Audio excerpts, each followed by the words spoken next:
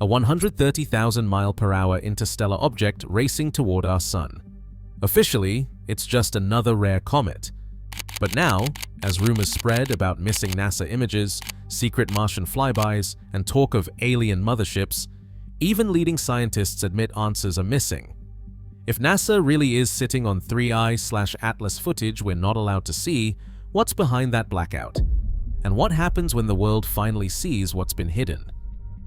The Atlas Survey Telescope in Hawaii flagged an object moving faster than anything bound to our solar system, clocked at nearly 130,000 miles/hour. That speed alone set it apart. Most comets and asteroids loop the Sun at a fraction of that velocity. This one was on a hyperbolic path, meaning it would never return.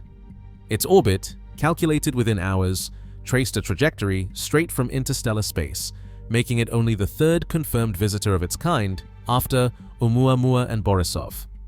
Detection wasn't a fluke. The Atlas system, funded by NASA, scans the sky every night, looking for anything that moves or brightens unexpectedly. When 3i/Atlas first appeared, it was just a faint blip, barely above the noise floor. But its motion didn't match the hundreds of known comets or asteroids. Automated orbit solvers ran the numbers and found a shape that never closes, a true open curve, not a loop. That's the mathematical fingerprint of an interstellar object. Confirmation came quickly. Within 24 hours, observatories worldwide pointed their instruments at the new target, measuring its position, brightness, and color. Each new data point tightened the velocity estimate and confirmed the inbound angle. No known solar system object could mimic that speed and path. The numbers told a clear story. This was an outsider, racing through at a pace that made even seasoned astronomers double-check their calculations. For the scientific community, 3i/Atlas wasn't just another comet. With only 2 previous interstellar objects ever seen, every frame and spectrum counted. The next challenge was clear: track it as it threaded through the solar system and gather as much data as possible before it vanished back into the dark between stars. October 3, 2025 opened a rare observational window. As 3i/Atlas skimmed past Mars at a distance of about 28 million kilometers, the Mars Reconnaissance Orbiter's high-rise camera was positioned for a shot no ground-based telescope could match. High-rise, built for razor-sharp imaging of the Martian surface, is capable of resolving features as small as 30 kilometers per pixel at that range, far finer detail than what Hubble could deliver for an object this distant from Earth. The instrument's pointing schedule, posted in technical logs, included a dedicated sequence for tracking the interstellar visitor. The expectation was clear. HiRISE would capture a direct glimpse of 3i/Atlas from Mars orbit, and under NASA's own open data policy, those raw images should appear on the public archive within 24 hours of downlink. The process is straightforward in theory. HiRISE executes its programmed observation, data is stored on board the orbiter, then transmitted back to Earth through the Deep Space Network. From there, the University of Arizona's operations team receives the files, performs basic calibration, and uploads them to NASA's public servers. This pipeline typically runs on a clock. Images from routine Mars passes, dust storms, or even surprise events like meteor impacts have appeared online within a day. The 3i/Atlas flyby was flagged as a target of opportunity, meaning it received priority in the imaging queue.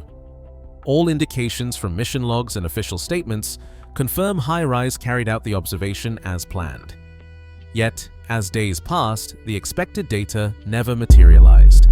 The HiRISE raw image archive remained silent on any new comet frames. No press release, no technical bulletin, no explanation for the absence. The standard procedure, release within 24 hours, slipped by, then a week, then 2. This gap is not explained by any federal shutdown, known technical anomaly, or publicized calibration issue. There is no record of a system failure, no announcement of corrupted files, and no internal status update for the science community. The only visible activity is a growing thread of unanswered requests from researchers and journalists, all pointing to the same missing dataset. In the absence of images, speculation grows.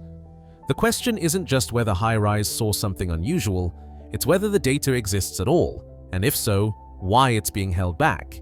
Previous delays in other missions have come with explanations: instrument glitches, manual review, or embargoes for coordinated science releases. Here, there is only silence. The HiRISE team at the University of Arizona, who manage the instrument and control the data pipeline, have not published any rationale for the hold. NASA's own data policy, designed to ensure transparency and rapid public access, appears suspended without comment. For scientists, this is more than a procedural hiccup. Every day the images remain unseen is a lost opportunity to analyze the structure and activity of an object from outside our solar system. The stakes are concrete. HiRISE is likely the only instrument that could have caught 3I/Atlas at this resolution during its Mars flyby. If the images exist, they represent a unique scientific resource. If they don't, or if they're being withheld, the breach in protocol leaves a vacuum that rumor and suspicion are quick to fill. The silence from the instrument's operators is now the loudest signal in the data stream.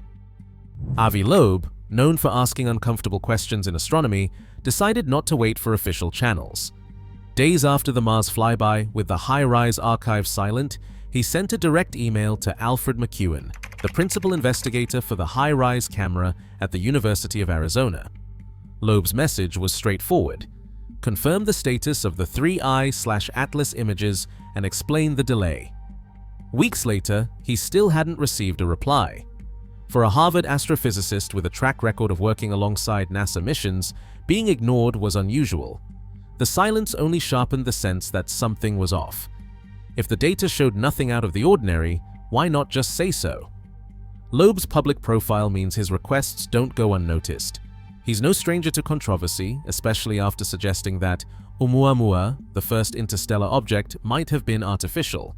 Critics accuse him of chasing headlines, but his approach is rooted in scientific transparency. Loeb's push for the Mars images wasn't about fueling conspiracy, it was about keeping the process open. When routine data goes missing, the door opens for wild speculation. In his view, the best antidote is daylight. But Loeb isn't just a watchdog for data access. He's also one of the first to address the physics behind the comet's most talked about feature, the so-called tail flip.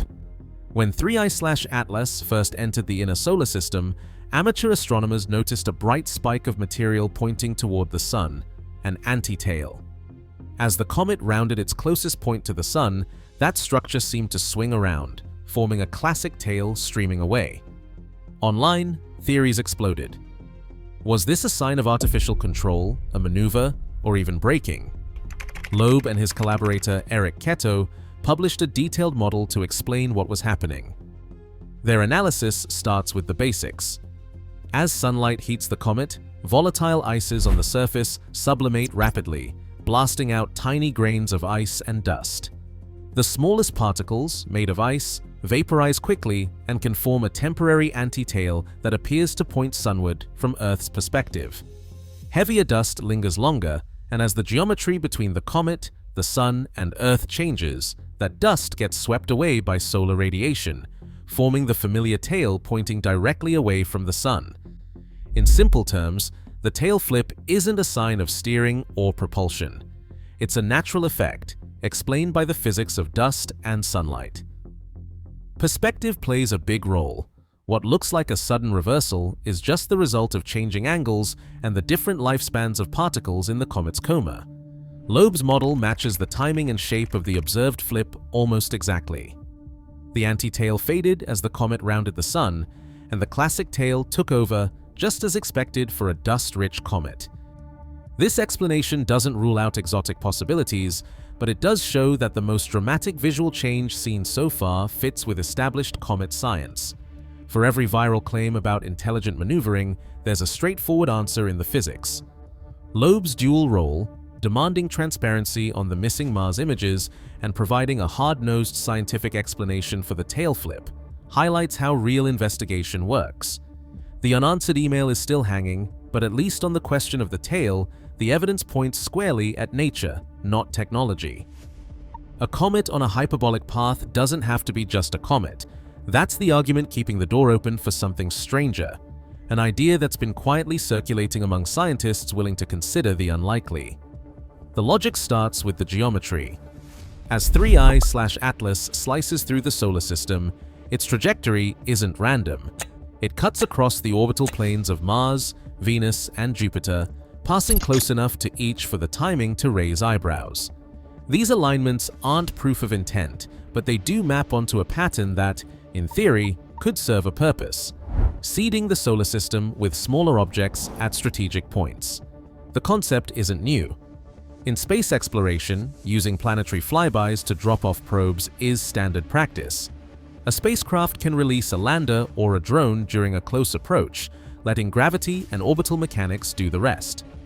If an advanced civilization wanted to sample multiple planets without risking a large, expensive craft, this would be the way to do it. Send a parent body on a natural-looking path and use each planetary flyby as a delivery window. The main object keeps moving, but the real action happens in its wake. 3I/Atlas's path intersects the ecliptic at 3 major planets. The Mars flyby on October 3, 2025, came within 28 million kilometers, close enough for a probe drop in human engineering terms. The object will cross near Venus's orbit on November 15th and swing past Jupiter in March 2026. Each encounter lines up with planetary positions in a way that's rare but not impossible for a natural interloper. Statistically, most interstellar visitors would miss these targets by wide margins. The fact that Atlas threads the needle so precisely is what gives fuel to the probe seeding hypothesis. There's no evidence yet of anything being released, no unexplained dust clouds, no sudden brightening, no anomalous radio signals tracked to a mini probe. But the geometry alone is enough to keep the idea alive. It's a scenario that doesn't require the main object to perform any visible maneuvers or emit energy beyond what's expected from a comet. The parent body can remain a model citizen, following a calculated arc, while the real payloads slip quietly into the inner solar system. For those who argue that 3I/Atlas is behaving exactly as a comet should, the alignment with planetary orbits is just coincidence, an artifact of random chance and the sheer number of objects moving through space. But for the minority willing to entertain artificial intent, the pattern is too neat to ignore. The possibility that a natural-looking trajectory could mask a strategic delivery mission keeps the debate unresolved. Until more data arrives, until someone catches a probe in the act, the question remains open, balanced between cosmic coincidence and the logic of interstellar engineering. Solar observatories were still tracking the sun's activity while 3I/Atlas disappeared behind it. Between October 18th and November 5th, a series of coronal mass ejections and strong solar flares erupted from the far side, some of the most energetic events of the year. On October 22nd, an X-3.5 class flare released a wide coronal mass ejection at over 1,400 kilometers per second. Each event was logged by SOHO and Stereo, with precise timestamps and heliographic coordinates. These eruptions lined up, at least in timing, with the comet's passage behind the sun. Online, the overlap caught fire. Theories spread that the object was somehow triggering solar storms, or even feeding off the sun's energy. Some posts called it impossible for so many flares to coincide with a comet's closest approach. The speculation gained traction because, on the surface, the timing looked uncanny. Solar physicists, though, saw a different story. By late 2025, the sun was near the peak of its cycle, solar maximum. During these periods, strong flares and coronal mass ejections are routine, sometimes happening every few days. NOAA's space weather logs show that M and X-class flares clustered throughout October and November, not just during the comet's transit. Far-side eruptions, invisible from Earth, become more common as active regions rotate across the sun's hidden face. The catalogued events from the conjunction window fit squarely within what's expected for this phase of the cycle. The mechanics of solar eruptions are well understood. Flares and coronal mass ejections are driven by tangled magnetic fields deep below the sun's surface. Energy builds up for days or weeks before snapping loose in a sudden release. No comet, asteroid, or passing object, no matter how fast or exotic, can inject enough energy or magnetic complexity to spark these events. The The sun's own internal dynamics, not outside visitors, set the schedule for eruptions. Coronagraph images from SOHO and Stereo tracked each coronal mass ejection's origin. Flare coordinates placed the action in far-side active regions, often more than 100,000 kilometers from 3UMAN/Atlas's projected path. No official bulletins or peer-reviewed studies flagged any eruption as unusual or linked to the comet's position. The consensus among solar scientists is clear. The flares and coronal mass ejections during the conjunction window were routine. Their timing with 3I/Atlas is a coincidence, not a clue. Yet, the overlap is enough to keep the rumor mill spinning. In the absence of direct comet images, the timing alone becomes fuel for speculation. But the physics, backed by decades of solar observation and theory, draws a hard line. The sun's storms are homegrown. The numbers, the mechanics, and the history all point in the same direction. Coincidence can look extraordinary, especially when the world is watching, but in this case, the data stays firmly on the side of natural solar behavior. Radio telescopes waiting for 3I/Atlas to reappear after solar conjunction needed a clean slice of spectrum to catch any faint signals. But during the blackout window, amateur radio observers started logging unexpected traffic on frequencies usually reserved for astronomy. These aren't just any bands, they're protected by international rules because even a little interference can drown out signals from deep space. The 1.4 GHz hydrogen line, for instance, is a cornerstone for tracking comets and mapping interstellar clouds. Suddenly, reports surfaced of downlink-style signals, bursts that sounded like satellite telemetry, showing up on bands that are supposed to be quiet. Attention turned to Starshield, a military-grade satellite network operated by SpaceX. Its official filings limit it to the Ka and Ku bands, but some spectrum watchers claimed they caught signals straying into protected windows. No formal complaints appeared in FCC or ITU logs, and leading spectrum experts stressed that intentional jamming would be a massive breach, likely to trigger swift regulatory action. Still, the timing raised eyebrows. The interference reports clustered right as astronomers prepared to resume observations of 3I/Atlas, when even a brief spike in radio noise could wipe out hours of data collection. For the radio astronomy community, this isn't just a technical nuisance. Every lost observation is a hole in the record of an object we may never see again. Citizen scientists, armed with spectrum analyzers and waterfall plots, kept searching for patterns, trying to pin down whether the noise was accidental spillover, a technical glitch, or something more deliberate. No hard proof has surfaced, but the overlap between satellite traffic and the comet's observation window is enough to fuel suspicion. As the data gap stretches on, the story shifts. It's not just missing images, but missing signals too. The question of who controls the sky's quiet zones is now part of the debate, setting the stage for a flood of synthetic media and viral claims. Viral chaos is now the background noise for anything related to 3I/Atlas. The most watched clip this month claims to show physicist Brian Cox warning that the comet is an alien vessel. The video looks convincing at first glance, his face, his voice, the BBC logo in the corner. But Cox himself shot it down within hours, calling it a deepfake and posting that he's never made any public statement about 3I/Atlas being alien. Forensic analysts picked apart the video, flagging the robotic pitch shifts and mismatched lip sync. Fact checkers at Full Fact and AFP confirmed the clip was built from recycled interview footage with AI-generated dialogue stitched on top. Another fake exploded across social feeds just days later, a supposed Japanese probe close-up of 3I/Atlas, complete with dramatic flybys and cinematic lighting. The video's origin traces back to a YouTube channel, not any official space agency. JAXA, the Japanese space agency, issued a statement. There are no missions imaging this comet, and the footage is not authentic. Digital forensics found the same comet model on ArtStation, repainted and run through AI upscaling. There's no instrument data, no mission logs, just a software watermark from GenDreams 5.1 buried in the metadata. These fabrications don't just fool casual viewers, they get millions of views, boosted by click-farm accounts and conspiracy channels. Fact-checking can't keep up. Even after debunks go live, copies keep spreading, sometimes with new captions or slowed audio to dodge detection. The effect is a fog of viral proof that drowns out real updates. The lesson is simple but urgent. If a clip looks too wild to be true, check the source. For 3i/Atlas, the loudest signals so far are coming from AI, not the sky.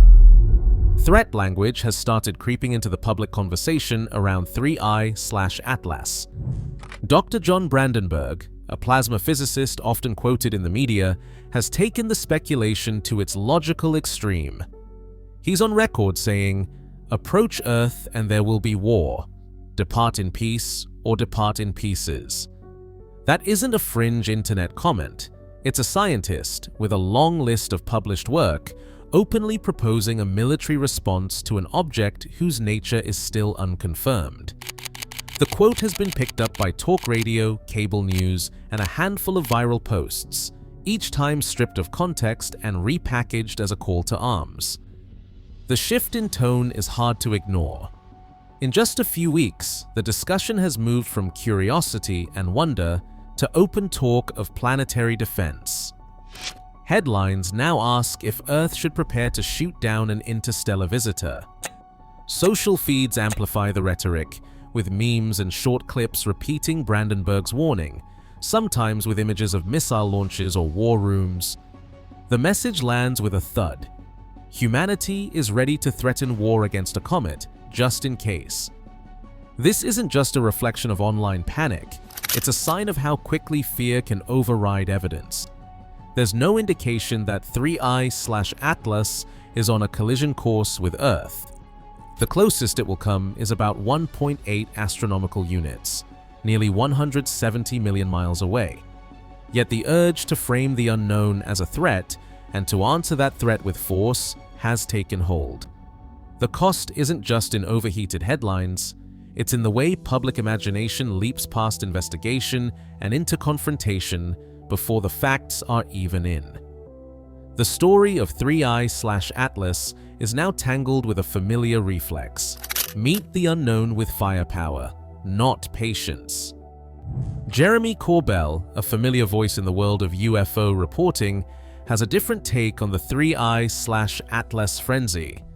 He's not pointing fingers at NASA for hiding an alien secret.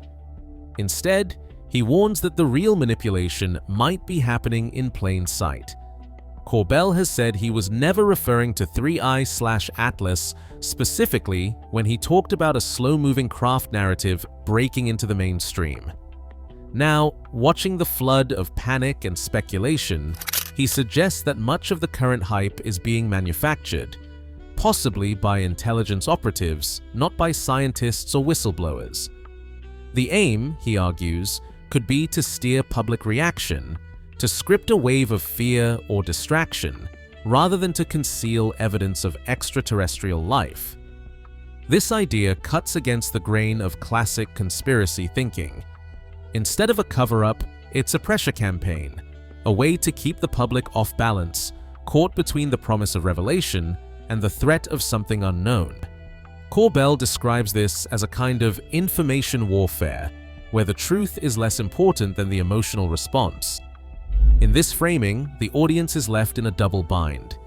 One camp shouts that the government is sitting on proof of alien contact, while the other suspects the whole spectacle is a psychological operation. The result is confusion by design, with ordinary people forced to pick which big lie to believe. For Corbell, the real story may not be about what's in the sky, but about who controls the narrative, and why. Independent trackers have verified that 3i/Atlas is following its predicted path, even as solar eruptions and claims of radio interference raise new questions. Viral deepfakes and unverified reports have fueled public confusion, while official data gaps persist. As of October 29, 2025, the comet remains hidden behind the Sun, with its next visible phase set to either confirm standard comet behavior or renew debate. For now, the evidence points to both gaps in transparency and the limits of current observation, leaving the real story of 3i/Atlas unresolved.